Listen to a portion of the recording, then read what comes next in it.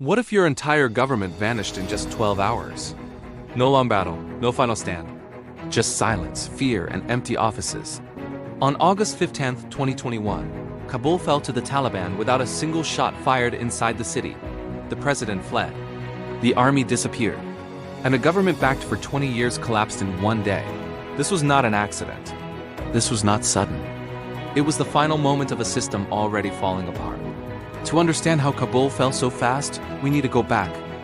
After the attacks of September 11, 2001, the United States invaded Afghanistan. The Taliban government was removed within weeks. A new Afghan state was built with foreign support. Over the next 20 years, the US and its allies spent more than $2 trillion. They trained Afghan soldiers, they funded elections. They promised stability, but the Taliban were never fully defeated. They retreated to rural areas. They waited. They watched foreign forces grow tired. By 2020, the war had become unpopular in the West. In February of that year, the Doha Agreement was signed. The US promised to leave. The Taliban promised talks. In April 2021, President Joe Biden confirmed the final withdrawal. That announcement changed everything. Afghan forces looked strong on paper, around 300,000 soldiers and police. Modern weapons, air support. But numbers can lie. By early August 2021, Taliban fighters began moving fast. District after district fell, often without fighting. Then came August 15th. In the early morning, Taliban fighters reached the outskirts of Kabul. Government troops abandoned checkpoints. Weapons were left behind. Pul-e-Charkhi prison was taken. Thousands of prisoners were freed. By midday, panic spread through the capital. Rumors flew faster than facts. Then came the shock. President Ashraf Ghani fled the country. Within hours, he was gone. Later, reports emerged that he left with vehicles full of cash. His office denied parts of the story, but the damage was done. There was no clear transfer of power, no emergency command, no national address. By afternoon, Taliban fighters entered Kabul. They met no resistance. Government buildings were empty. By evening, the Taliban flag was raised over the presidential palace. At the airport, chaos erupted.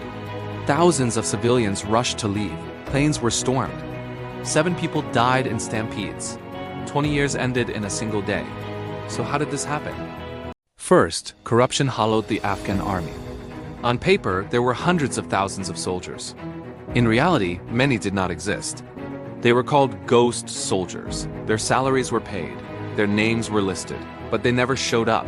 Money meant for food and fuel was stolen. Soldiers went unpaid. Morale collapsed. When US air support ended, many units felt exposed. Desertions increased. Entire bases surrendered without a fight. Second, leadership failed.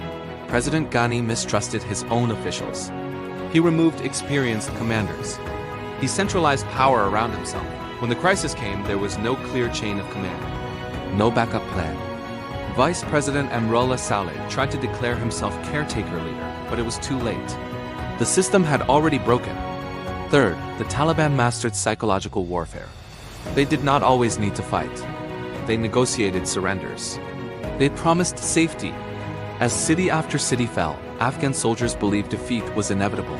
Why die for leaders who already fled? Fear spread faster than bullets. Fourth, the US withdrawal sent a powerful signal. The Doha Agreement excluded the Afghan government. That alone weakened its legitimacy. Intelligence agencies expected Kabul to fall in months, not hours. Once foreign troops left, the Afghan state stood alone, and it could not stand. The result was like a house of cards. It looked solid, but one pull brought everything down. The aftermath was devastating. More than 120,000 people were evacuated in days. At Abbey Gate, a suicide bombing killed 13 US service members and dozens of civilians. Since then, Afghanistan has been isolated. Women's rights have been rolled back. The economy collapsed. There is no full civil war yet. But instability remains. ISIS-K continues attacks. The lesson is clear. You cannot build a nation on corruption. You cannot outsource legitimacy. And armies without trust collapse faster than cities. Kabul did not fall because soldiers refused to fight. It fell because the system had already failed. If this story surprised you like this video, Subscribe for more clear geopolitics breakdowns. And tell us in the comments, could something like this happen somewhere else?